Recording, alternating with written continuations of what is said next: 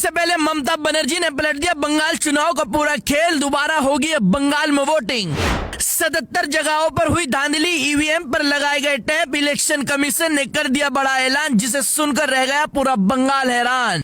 जी हां, बुधवार को हुए अंतिम चरण के मतदान के बाद पश्चिम बंगाल की राजनीति में बड़ा भूचाल आ गया है। ममता बनर्जी ने एक ऐसा दांव चलाया जिसे देखकर बीजेपी के खेमे में हलचल मच गई है। दरअसल बंगाल में ममता बनर्जी को हटाने के लिए बीजेपी के सारे बड़े नेता मैदान में उतर चुके हैं, लेकिन ममता बनर्जी अकेले ही पूरी ताकत के साथ मुकाबला कर रही है। वोटिंग के दौरान 77 जगहों से गंभीर शिकायतें सामने आई है, जहां वीडियो और फोटो में साफ देखा गया है कि ईवीएम मशीन पर टैप चिपकाया गया था।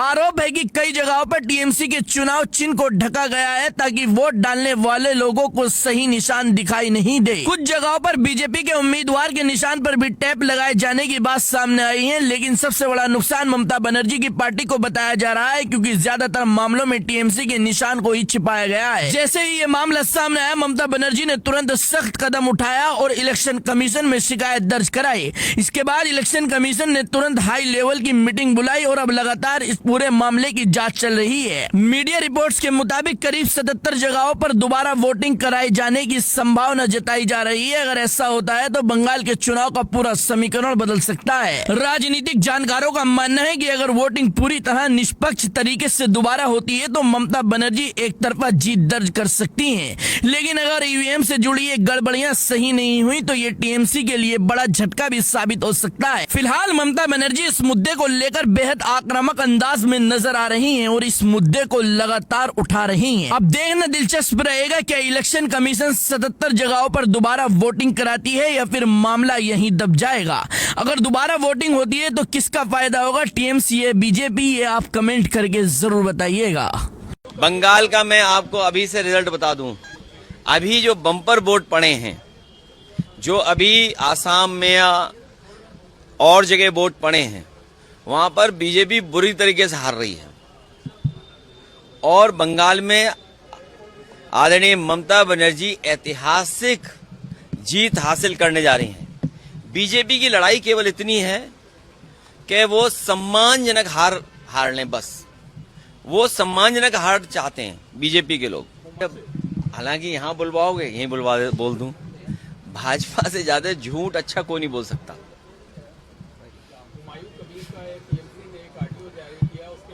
ये बहुत सोच विचार के हम लोगों को निर्णय लेना पड़ेगा और ये जिस किसी ने या जहां से भी ऑडियो आया है, ये बातें हम लोग पहले भी चर्चा में लाते थे, लेकिन ये अब साबित हो गया है कि बहुत सारी ताकतें सेकुलर फैब्रिक को, सेकुलर पॉलिटिक्स को, डेमोक्रेटिक पॉलिटिक्स को नुकसान पहुंचा रहे थे।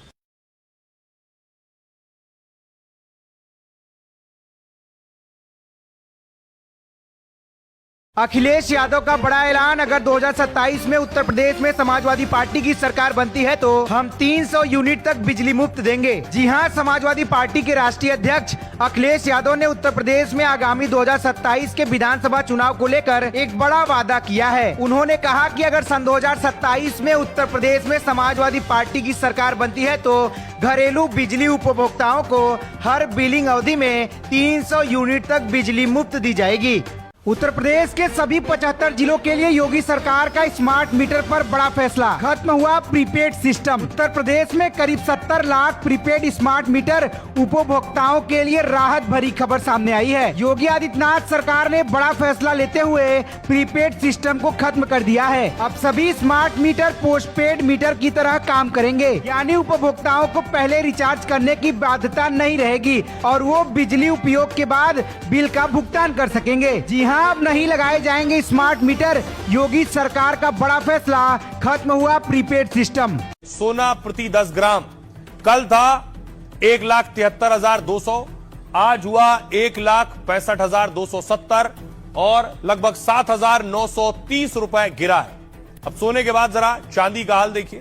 चांदी कल था 4,25,000, आज गिरकर हो गया 4,15,000। भवानीपुर में 5 राउंड की काउंटिंग हो चुकी है अब तक और इसमें ममता बनर्जी आगे चल रही है। 16,000 वोटों से ममता बनर्जी आगे हैं। संसद भवन पहुंच चुके हैं प्रधानमंत्री नरेंद्र मोदी, जहां सदन को करेंगे संबोधित। राष्ट्रपति के अभिभाषण पर प्रधानमंत्री मोदी जवाब देने वाले हैं। थोड़ी देर में पीएम मोदी संसद में देंगे जवाब। न्यूज आ रही है वेस्ट बंगाल इलेक्शंस को लेकर। इलेक्शन कमीशन ने ऑफिशियली ऑर्डर्स पास कर दिए हैं फॉर रीपोलिंग इन फलता कॉन्स्टिट्यूएंसी। फलता कॉन्स्टिट्यूएंसी में टोटल 285 बूथ्स पे वापस वोटिंग होने वाली है ऑन 21 मई और उसका रिजल्ट डिक्लेयर होगा 24 मई को। तो काफी लोगों को एक कंफ्यूजन हो रही है कि रिजल्ट तो 4 मई को आने वाले थे। तो मैं एक बात क्लियर कर देती हूँ कि 4 मई को फलता के अलावा वेस्ट बंगाल की सारी कॉन्स्टिट्यूएंसी के रिजल्ट आ जाएंगे। सिर्फ फलता का रिजल्ट डिले होगा क्योंकि वहां पे रीपोलिंग होने वाली है। इसका मतलब ये है कि 4 मई को हमको मोर और लेस पता चल जाएगा कि कौन हार रहा है कौन जीत रहा है, पर एक पूरी पिक्चर तो 24 मई को ही पता चलेगी। इसके ऊपर अगर और अपडेट्स आती है तो मैं उसके ऊपर एक डिटेल वीडियो जरूर बना दूंगी, तो मुझे फॉलो जरूर कर लेना।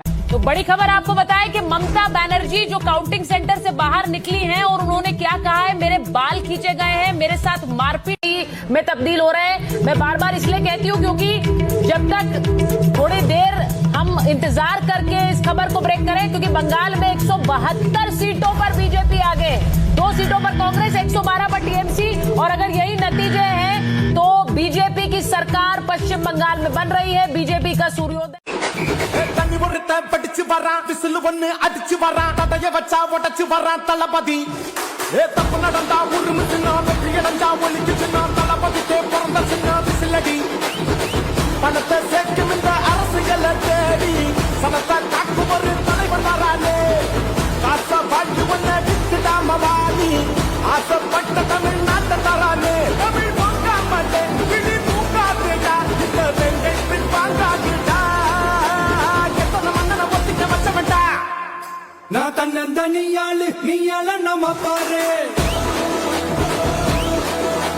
கொஞ்சம் நோகுந்தேன்னா நீங்க எந்த கோடி பேரு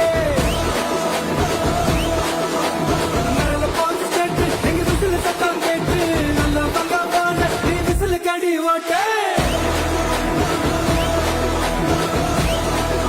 बड़ी खबर पश्चिम बंगाल के फलता में चुनाव आयोग का बड़ा प्रहार। इलाके के सभी 285 बूथों पर मतदान रद्द कर दिया गया है। अब यहां 21 मई को फिर से वोट डाले जाएंगे। वजह है चुनाव में हुई भारी धांधली। रिपोर्ट्स के मुताबिक कई केंद्रों पर बूथ कैप्चरिंग, मतदाताओं को डराने धमकाने और सीसीटीवी कैमरे से छेड़छाड़ की गई थी। हद तो तब हो गई जब विपक्षी उम्मीदवारों के चुनाव चिन्ह पर टेप चिपका दी गई। चुनाव की शुचिता बनाए रखने के लिए आयोग ने ये कड़ा फैसला लिया है। अब 21 मई को कड़ी सुरक्षा में फिर से जनता अपना फैसला सुनाएगी, जिसका नतीजा 24 मई को आएगा। मगर सवाल ये है कि क्या फलता की जनता इस बार बेखौफ होकर वोट कर पाएगी? को लेकर ममता बनर्जी ने कहा 4 मई को काउंटिंग से पहले ही बंगाल में बवाल हुआ। खुद ममता बनर्जी स्ट्रांग रूम तक पहुंच गई। टीएमसी नेताओं ने कोलकाता में धरना दिया। कल देर रात तक इसको लेकर ड्रामा हुआ। ममता भी देर रात एक स्ट्रांग रूम में पहुंची। करीब 4 घंटे तक ममता बनर्जी वहां रहीं। ममता ने ईवीएम से छेड़छाड़ का आरोप लगाया। उन्होंने कहा तो हम जान की बाजी लगा देंगे अगर कोई छेड़छाड़ हुई। मुझे केंद्रीय बल ने स्ट्रांग रूम तक जाने से पहले रोका, लेकिन चुनाव नियमों के मुताबिक उम्मीदवार वहां जा सकता है। इसके बाद अधिकारियों ने वहां जाने की इजाजत दी मुझे। अगर कोई गड़बड़ी हुई तो इसके खिलाफ हम लड़ेंगे। ममता ने दूसरे उम्मीदवारों से भी काउंटिंग सेंटर पर डटे रहने को कहा है। दरअसल टीएमसी ने सोशल मीडिया पर एक वीडियो शेयर किया था। इसमें चुनाव आयोग के अधिकारी बीजेपी कार्यकर्ताओं के साथ दिख रहे हैं। टीएमसी का दावा यह है कि वो बैलेट बॉक्स खोलने की कोशिश कर रहे थे। अब देखिए, इस पूरे मामले पर चुनाव आयोग ने साफ साफ बात कही है। चुनाव आयोग ने ममता के आरोपों को खारिज किया। ईसी के मुताबिक पोस्टल बैलेट की छटनी हो रही थी। शाम 4 बजे पोस्टल बैलेट की छटनी की गई और इसको लेकर सभी पार्टियों को, सभी दलों को जानकारी दी गई थी। पार्टियों ने आमंत्रण को नजरअंदाज कर दिया। बाद में सीसीटीवी को लेकर चिंता जताई। सभी ईवीएम पूरी तरह से सुरक्षित हैं और पोस्टल के माध्यम से जब पोस्टल बैलेट आते हैं तो उसके बाद उन्हें रखा जा रहा था। आपको बता दें कि सुपरस्टार विजय करोड़ों की संपत्ति के मालिक हैं। चुनावी हलफनामे में उन्हें 603 करोड़ की संपत्ति का जिक्र किया है। उनके अलग अलग बैंक खातों में 213 करोड़ से ज्यादा की राशि जमा है। बंगाल में वोटों की गिनती से पहले सियासत मतगणना केंद्रों को लेकर बढ़ गई है। ममता बनर्जी ने ट्वीट किया है और उन्होंने कहा कई इलाकों में बिजली कटौती हो गई है।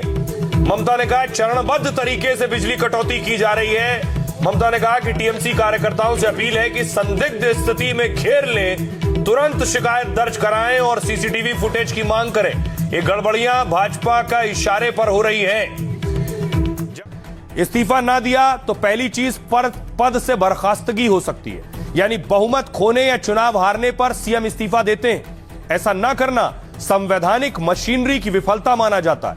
संविधान के तहत राज्यपाल ममता को बर्खास्त कर सकते हैं, क्योंकि इलेक्शन कमीशन ने अधिसूचना और जनादेश जारी कर दिया। चुनाव जीतने के बाद विजय थालापठी ने ऐसा क्या कहा जो हर किसी को सुनना चाहिए? विजय ने कहा, हम हिंदू मुस्लिम नहीं करते, हम लोगों को गरीबी से आजाद करेंगे, हम शिक्षा देंगे, रोजगार देंगे और तमिलनाडु को आगे ले जाएंगे। दरअसल दोस्तों, विजय ने 2 साल पहले अपनी पार्टी टीवी के बनाई थी और अब चुनाव जीतकर उन्होंने इतिहास रच दिया। विजय ने कहा, हमारे पास 600 करोड़ की संपत्ति है, लेकिन हम पैसे के लिए नहीं, गरीबों के लिए चुनाव लड़े हैं। हमारी पहली प्राथमिकता होगी शिक्षा, रोजगार और रेपिस्टों को फांसी की सजा देना। विजय थालापठी सिर्फ एक स्टार नहीं, वो अब लोगों की उम्मीद बन चुके हैं। विजय हीरो नहीं, गरीबों का मसीहा है।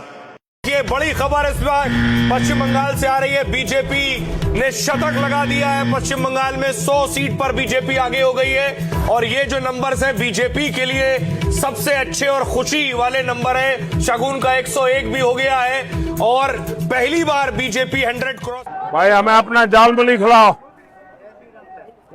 हाँ, कितने का होता है आपका जालमुली? आप कितने का नहीं, अच्छे वाला कितने का होता है? 10-20। हाँ, जो भी है बना दो। हाँ, दाल थोड़ी खाएंगे? हाँ, खाएंगे, बिल्कुल खाएंगे। तो कितना 10 रुपए देना है? दुकान में आए सर। हाँ, 10 रुपए देना है। नहीं भाई, ऐसा नहीं। हाँ, आप प्याज खाते हैं, दिमाग नहीं खाते बस। टीएमसी ने सैकड़ा पार कर लिया। टीएमसी का शतक हो गया। टीएमसी 101 सीटों पर आगे 186 में से और बीजेपी 84 सीटों पर आगे 186 186 सीटों के रुझान हमारे पास आए। अभी पश्चिम बंगाल में 293 सीटें हैं। टीएमसी 101 पर पहुंच गई है, बीजेपी 84 पर पहुंच गई है। यह है असली टक्कर। चुनाव हो तो ऐसा। हमारा लड़ाई खाली बीजेपी का साथ नहीं है। बीजेपी होल पावर को, आइन कानून को छोड़ के बंगाल को जलाने आया है।